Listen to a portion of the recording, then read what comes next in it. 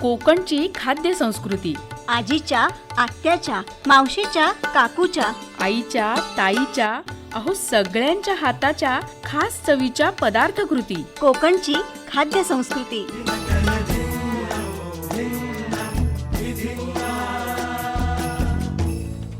नमस्कार श्रोते हो, कोकणची खाद्य संस्कृती या कार्यक्रमात मी पूर्णिमा साठे आपलं मनापासून स्वागत करते. श्रोते हो, आज आपण काही मांसाहारी पदार्थ कसे करायचे ते बघणार आहोत आणि ते सांगण्यासाठी आम्ही स्टुडिओमध्ये आमंत्रित केलंय पल्लवी माने यांना.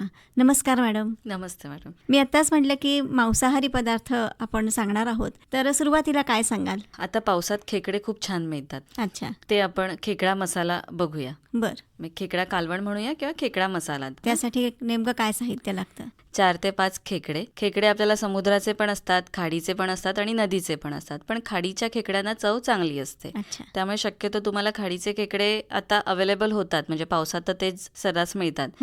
ते खेकडे घ्या. खेकडे चांगले स्वच्छ साफ करून धुवून ठेवा. 2 मध्यम आकाराचे कांदे लागतील आपल्याला, बारीक चिरलेले. 1 चमचा आलं लसूणची पेस्ट लागेल. 2 चमचे मालवणी मसाला किंवा तुमच्याकडे घरी जो कोणताही लाल तिखट असेल ते तुम्ही वापरू शकता. अच्छा, पाव चमचा हळद, 1 चमचा गरम मसाला, 1 वाटी कांदा खोबऱ्याचं वाटण, 2 ते 3 पाकळ्या कोकम, 2 ते 3 टेबलस्पून तेल, मीठ चवीपुरती आणि कोथिंबीर. फक्त याची कृती थोडीशी मी सांगते वेगळ्या पद्धतीची. आता खेकडा आपण डायरेक्ट पण फोडणीला टाकू शकतो, पण जर आपल्याला चव अजून छान करायची असेल त्या खेकड्याच्या कालवणासाठी, तर त्याचे जे पाय असतात छोटे ते काढायचे आणि ते मिक्सरला पाणी टाकून वाटून घ्यायचे. बर. आणि एखाद्या जाळीमध्ये त्याला गाळून घ्यायचं, म्हणजे त्याला कच वगैरे काही लागणार नाही. ते जो आपल्याला रस मिळतो तो आपल्याला चव देऊन जातो त्या कालवणाला. त्यामुळे हे शक्यतो तुम्ही स्किप करू नका. ही पद्धत नक्की ट्राय करून बघा. तर ते जे पाणी आहे ते आपण एका बाजूला ठेवलेलं आहे. त्यानंतर आता आपण कृती बघूया. एका टोपामध्ये तेल गरम करायचंय. त्यामध्ये जो आपण बारीक चिरलेला कांदा आहे तो चांगला परतून घ्यायचा आहे. आलं लसणाची पेस्ट आपल्याला त्यामध्ये टाकायची, ती चांगली परतून घ्यायची. हळद थोडीशी टाकायची आणि जे खेकडे आपण स्वच्छ धुवून ठेवलेत ते चांगले परतून घ्यायचे. फक्त इथे थोडीशी काळजी आपल्याला अशी घ्यायला लागते, जे पाणी आपण करून ठेवलंय ते ओतताना थोडी काळजी घ्यायला लागते. जर ते ओतताना फुटलं तर मग तो पदार्थ जरासा बिघडू शकतो. त्यामुळे खेकडे परतून झाले की परतताच आपल्याला ते पाणी टाकायचंय आणि चांगलं सतत ढवळत राहायचंय. त्याला कुठेही फुटणार नाही याची काळजी घ्यायची. गॅस अगदी मंदच ठेवायचा आहे त्यावेळेस, फार मोठा ठेवायचा नाही. साधारण 5 मिनिटं तुम्ही त्याला परततच राहा, तोपर्यंत तुम्ही काहीच करू नका. आणि नंतर मग जो तिखट आपण म्हटलंय तो, आपलं वाटण आहे ते, आणि थोडंसं पाणी शक्यतो कोमटच पाणी टाका. चांगली त्याला उकळी येऊ द्या. उकळी आली की थोडेसे जे कोकम आपण आहे त्याच्यात टाकायचे आणि झाकण मारून साधारण 10 ते 15 मिनिटं चांगला खेकड्याला शिजू दे. चांगला खेकड्याचा अर्क त्यामध्ये उतरू दे. झालं, म्हणजे 15 मिनिटात उकळी आल्यानंतर थोडीशी वरून कोथिंबीर पेरा की आपला खेकडा मसाला तयार आहे. तुम्हाला जर हा अजून थिक हवा असेल तर तुम्ही पाणी स्किप करू शकता. जे बाहेरचं आपण कोमट पाणी टाकलंय ते स्किप करून फक्त जे खेकड्याचं पाणी आहे त्याच्यामध्येच तुम्ही तो शिजवू शकता. तोही चवीला खूप छान लागतो. जर ते वाढवायचं असेल तर आपण पाणी घालू शकतो. हो हो. आणि थोडंसं झणझणीतच चांगलं लागतं हे. तिखट थोडंसं जास्तच टाकलं तर हा पदार्थ खूप छान होतो. फक्त एक छोटीशी टीप अशी आहे की आता मी तुम्हाला सांगितलं की खेकड्याच्या पायातून काढलेला रस तो नक्की वापरा, कारण की त्यामुळे होतं असं की जो एक नैसर्गिक गोडवा आपल्याला मिळतो त्या खेकड्याच्या मसाल्यामध्ये तो त्यामुळे मिळतो.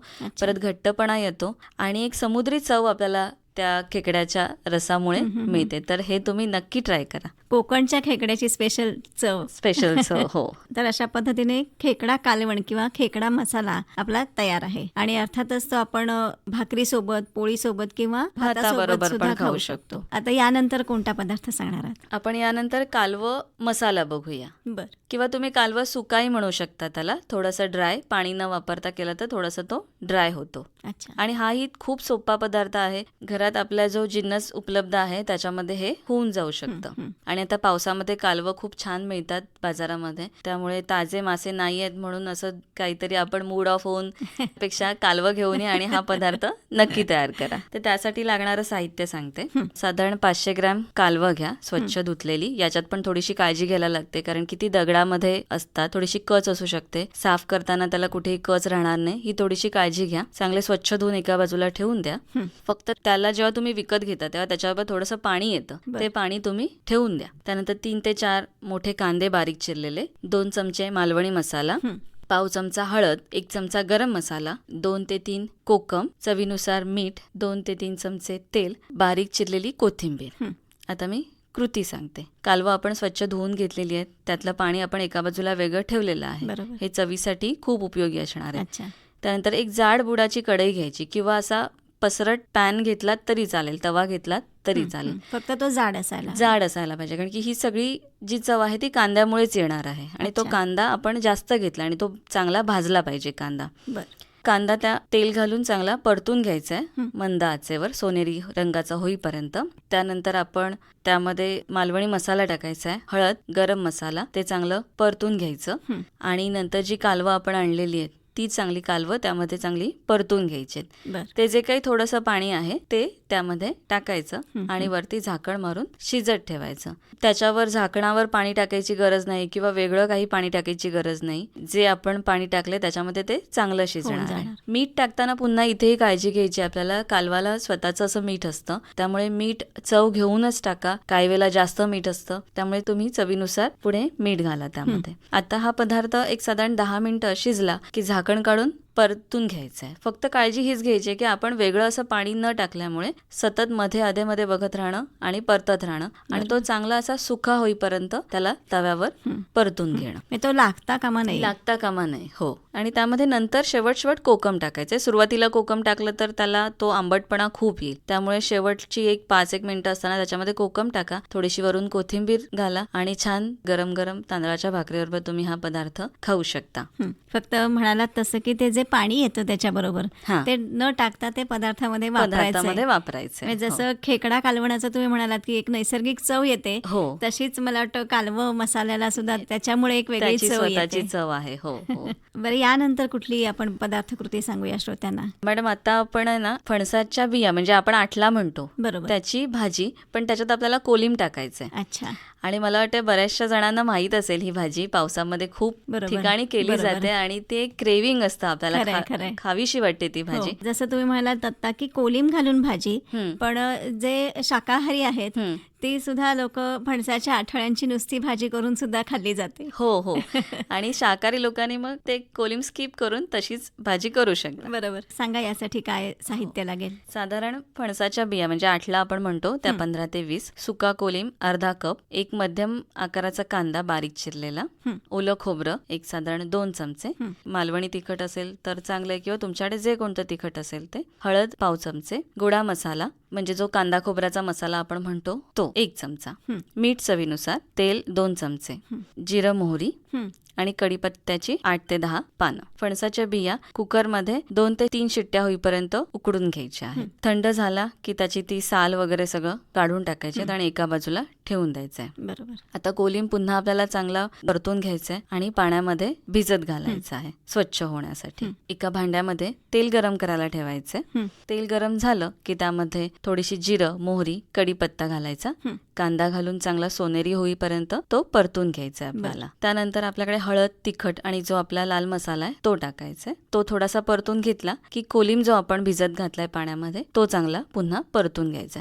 फक्त कोलिम पाण्यातून काढताना त्याचं पाणी जे असेल ते चांगलं निथळून घ्यायचंय. पाणी त्यामध्ये जाणार नाही, पदार्थामध्ये जाणार नाही, याची काळजी आपल्याला घ्यायची. तो चांगला कांद्यावर परतून झाला मसाल्यामध्ये की ज्या आपण फणसाच्या बिया ठेवल्यात त्यामध्ये घालायच्यात, चांगल्या परतून घ्यायच्यात. एक 2 ते 3 मिनिटं त्याला पुन्हा वाफ येण्यासाठी ठेवायचंय. झाकण काढलं की थोडंसं मीठ टाकून पुन्हा एक 5 ते 7 मिनिटं वाफ येण्यासाठी ठेवायचंय.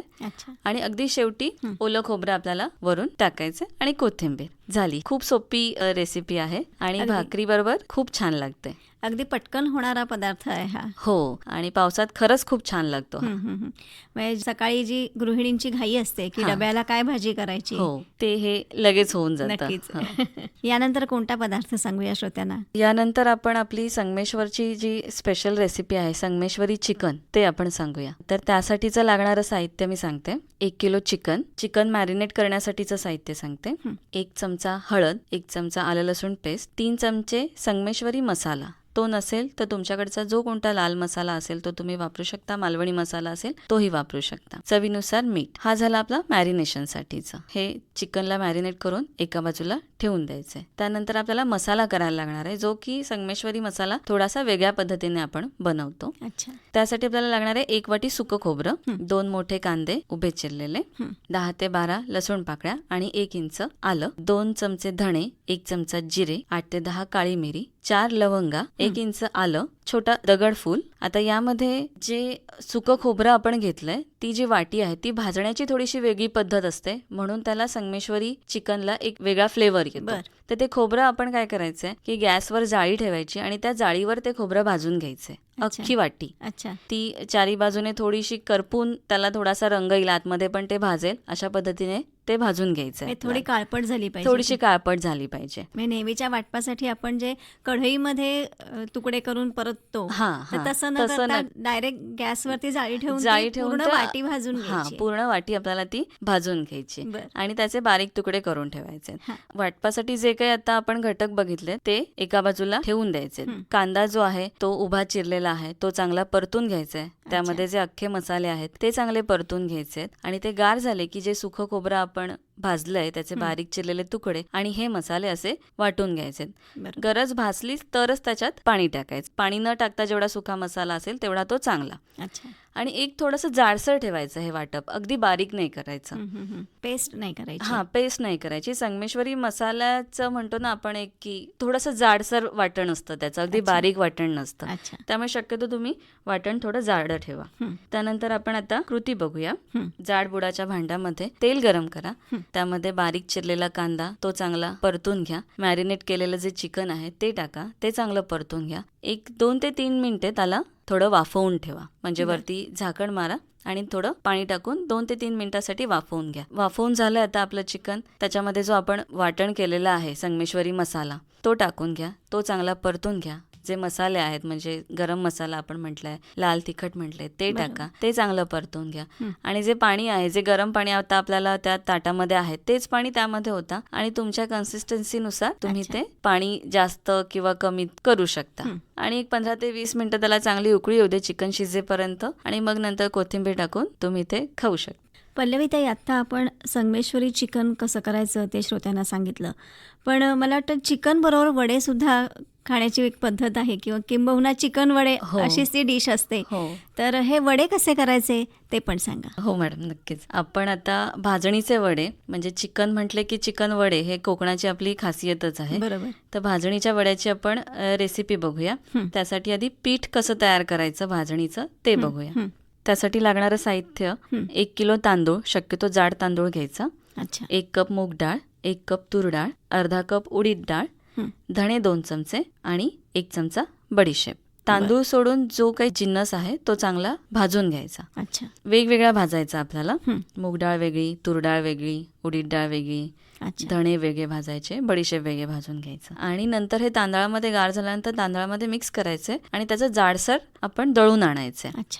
तांदूळ काही भाजायचे नाहीयेत. तांदूळ नाही, ते तसेच घ्यायचे. बाकीचा जिन्नस आपण भाजून घ्यायचा. फक्त दळताना तो थोडासा जाडसरच राहील याची काळजी घ्यायची आपल्याला. अगदी पीठ नाही करायचं. अगदी पीठ नाही करायचे. खूप पण जाडा राहील तरी पण मग ते कडक होतील. अगदी पीठ केलं तर मग ते चांगले फुगणार नाहीत वडे. त्यामुळे थोडा जाडसरच राहील ह्याची काळजी घ्यायची. त्यानंतर आता कृती बघूया.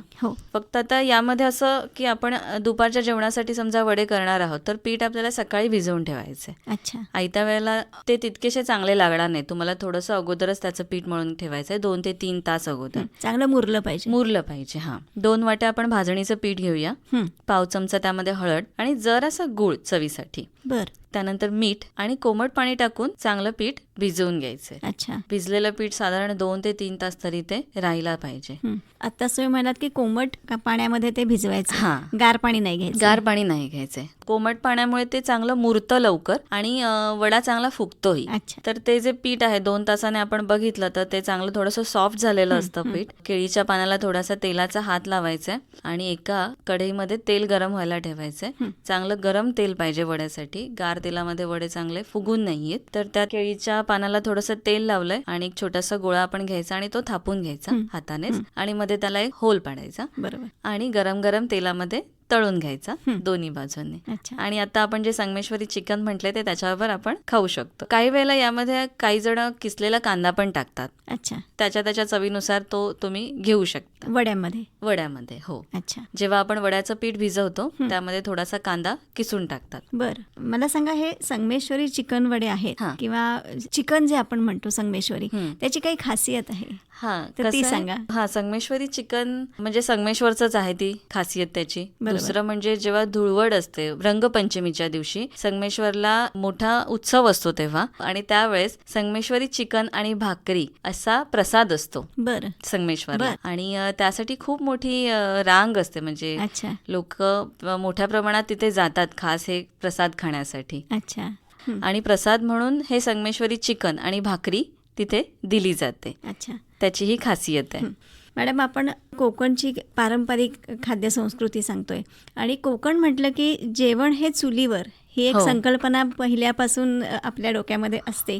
तर हे जे पदार्थ आपण सगळे सांगतोय, तर ते चुलीवर करणं आणि गॅसवर करणं फरक असतो? खूप फरक आहे. काय सांगाल? आता जर संगमेश्वरी चिकन आपण जी आताची रेसिपी बघितली ना, तीच तुम्ही चुलीवर करा, वेगळीच चव येणार आहे त्याला. तो पदार्थच वेगळा बनणार आहे तुमचा, आणि तेव्हाच तो पारंपरिक पदार्थ बनणार आहे जेव्हा आपण तो चुलीवर करतो. अजून आपण जे सगळे वाटण बघितलं, कांदा खोबऱ्याचं वाटण असेल, किंवा आता संगमेश्वरी चिकनसाठीचं जे वाटण बघितलं, त्यासाठी कांदा आपण कसं केलंय, तव्यावर परतून घेतलाय. पण तोच आपण जर चुलीत भाजून घेतला, निखाऱ्यावर भाजतात बघा अख्खाच्या अख्खा कांदा, तर त्याला त्या पदार्थाला पुन्हा वेगळी चव येणार आहे. ते जर आपण गोष्टी करू शकलो तर पदार्थ अजून खूप छान आणि पारंपरिक आणि चविष्ट बनणार आहे. नक्कीच. तर श्रोते हो, आज आपण खेकडा कालवण, कालवं मसाला, फणसाच्या आठळ्यांची कोलिम घालून भाजी आणि प्रसिद्ध असं संगमेश्वरी चिकन आणि त्याबरोबर वडे, अशा ह्या पदार्थकृती बघितलेल्या आहेत. या पदार्थकृती तुम्ही नक्की करून बघा आणि जरूर आम्हाला कळवा की त्या कशा झाल्यात ते. पल्लवीताई, आज तुम्ही इथे आलात आणि खूप छान पद्धतीने ह्या सगळ्या पदार्थकृती सर्व श्रोत्यांना सांगितल्यात. त्याबद्दल आकाशवाणीतर्फे आणि सर्व श्रोत्यांतर्फे मी आपले आभार मानते. धन्यवाद. नमस्कार. धन्यवाद मॅडम. या कार्यक्रमाचे सादरकर्ते होते विवेक वानखडे.